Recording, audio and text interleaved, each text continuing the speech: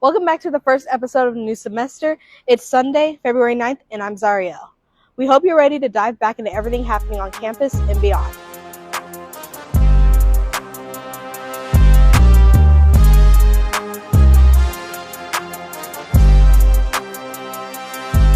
Let's begin with this week's 5-day weather forecast, starting with Monday. A significant drop in temperature kicks off the week on Monday. Expect mostly clear skies with a high of 54 degrees and a low of 39.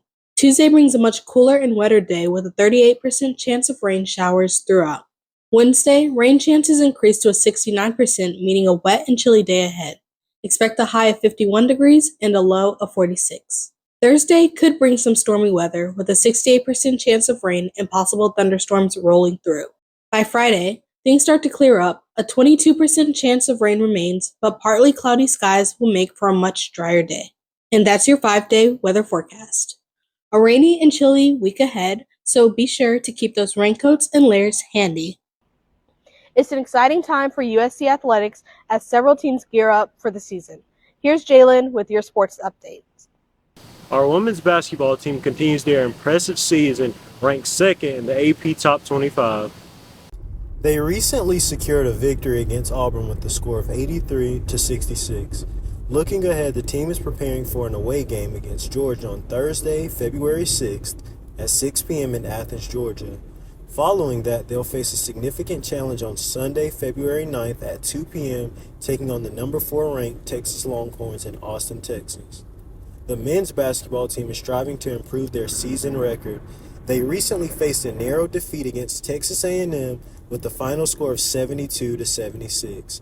Up next, the Gamecocks will travel to Lexington, Kentucky to play against the Kentucky Wildcats on Saturday, February 8th at 12 p.m. Fans can catch the game on ESPN or ESPN2. Softball season is kicking off with the Gamecock Invitational at home. The tournament begins on Thursday, February 6th at 6 p.m. with South Carolina hosting Virginia. The action continues throughout the weekend, featuring games against Providence, St. Francis, and East Carolina. All games will be held at Beckham Field in Columbia, South Carolina. The Gamecock baseball team is gearing up for their season opener.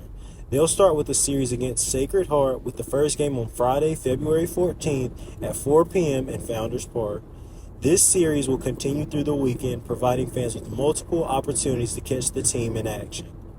Our track and field athletes are preparing for the upcoming East Coast Invitational. The event is scheduled for Friday, February 7th in Virginia Beach. This meet will serve as a crucial stepping stone as the team builds momentum toward the SEC Indoor Championships later this month. The women's golf team is currently competing in the Therese Hessian Regional Challenge in Palos Verdes, California. The tournament runs from February 2nd through February 4th. Fans can follow the team's progress through live scoring updates available on the Gamecocks official athletics website. The men's tennis team is set to face in-state rival Clemson on Friday, February 7th at 5 p.m. in Clemson, South Carolina. This match is a significant early season test for the Gamecocks as they aim to establish a strong foundation for the rest of the season.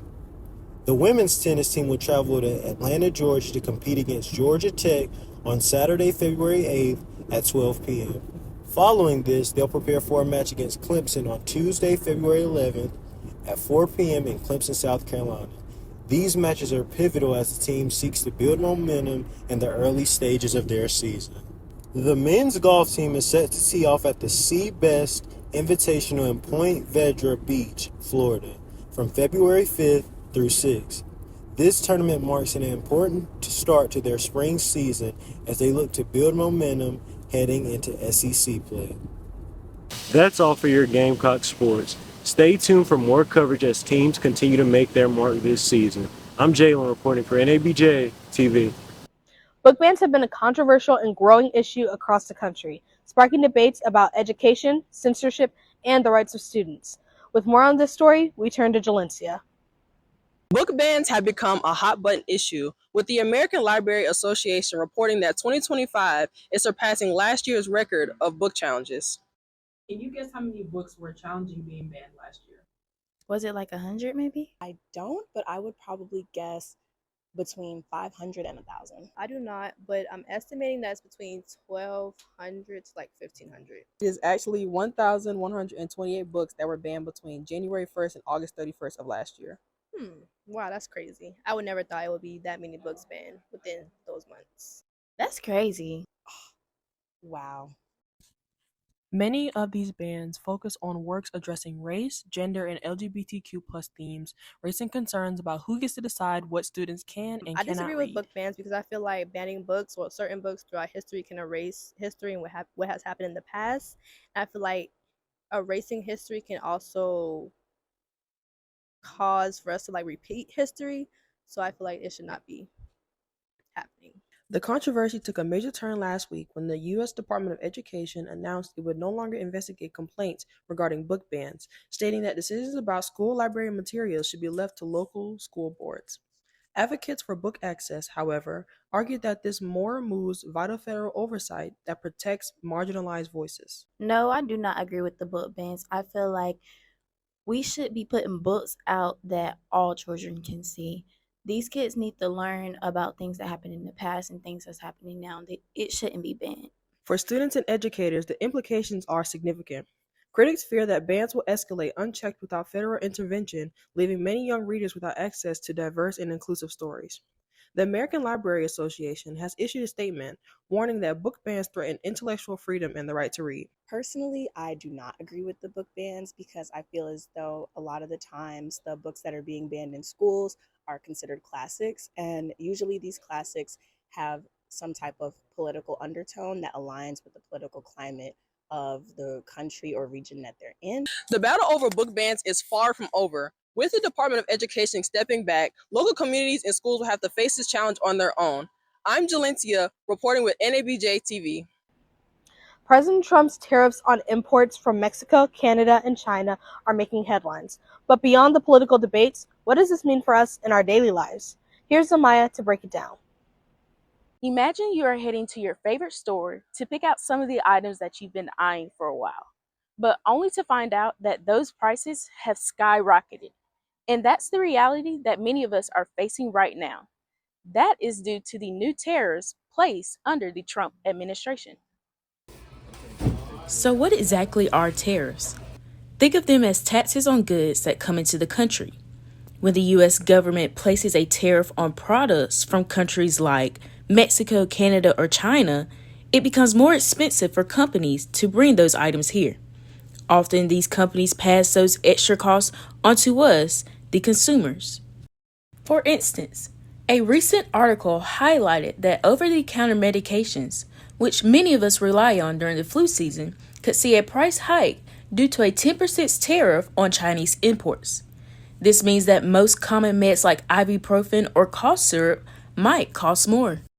But it's not just medications. Everyday items like smartphones, laptops, and gaming consoles, many of which are produced in China, could also become pricier. A report from the Consumer Technology Association estimated that tariffs could increase the price of laptops and tablets by 46% and smartphones by 26%. And for those who love shopping online for deals, especially from sites that ship directly from China, there's more to consider. The removal of a trade loophole means that inexpensive items from platforms like Shein and Temu might no longer be affordable. Even our social lives could feel the impact. Planning a get-together with friends, popular Mexican beers and avocados for your guacamole might see price increases due to the 25% tariff on Mexican imports. It is essential to stay informed and be prepared for the possible price changes that may take effect. I'm Zemia reporting for NABJ TV. Savvy is a student-led organization creating spaces for women to connect and empower one another. I had the chance to learn more about the organization and how they're inspiring women to take control of their futures. Let's take a look. Traditionally, vision boards are created using magazines and glue sticks, but here at Savvy's Vision Board Night, the future is going digital. Just a little summary. I put God on here because I love God. I'm trying to build my faith a little bit more in 2025. Tonight's event, digital vision board making. It's just one of the ways Savvy encourages members to set goals and visualize their future. But what exactly is Savvy? President Janiyah Jackson breaks it down for us. Savvy is a multicultural women's discussion-based organization, and basically we come together as Black women on campus and we discuss the trials and tribulations we may have on campus, as well as just having a good time. We laugh. I mean, some people may cry. You know, it's just like a safe space for us Black women on campus. I want to save more money, or just get more money. Either way, money. Beyond just professional and personal development, Savvy hopes to leave a lasting impact on the women here at USC. The impact that I hope Savvy has on women on campus would definitely be motivation. I really want, this club is definitely to motivate. We talk about our problems and we always bring solutions to the problems. And also, I feel like it brings people out of their box. I know, whenever I joined Savvy, I was shy. But with Savvy, I'm not going to say we make you talk, but we make you want to talk, and discuss things, and definitely builds on your leadership skills and coming forward oh, I'm gonna answer this and talk about this. So it's very good with leadership and motivation. As they continue to grow, the organization has some big plans for this year. My vision for Savvy would definitely be more membership. I know some people want to be in it and don't know the steps of it. So I really encourage our social media, because that's our biggest outreach point. But definitely the biggest goal for me in Savvy this year is membership. And definitely that'll make our meetings more bigger and we can, talk more. But yeah, membership, number one. For some, the decision to join Savvy is based on more than just the events. It's about finding a community. Well, I do like the community around here, and I feel like everyone in here, they were really nice. For me to meet them the first time, they were really nice and very welcoming. But I also like the activities and how they like to give back to the community. And it's about self-empowerment and just working on your self-image and cheering each other up and motivating each other to do your best. And that's why I want to join. We want to thank the ladies of Savvy for sharing their experiences. If you're interested in joining, you can find them on social media at Savvy USC, or you can check out any upcoming events they have on Garden Gate. Reporting for NABJ TV, I'm Zyreail. That's a wrap for this week's episode of NABJ TV. Before we go, mark your calendars for our next meeting on Wednesday, February 19th, and for our family affair on Tuesday, February 25th.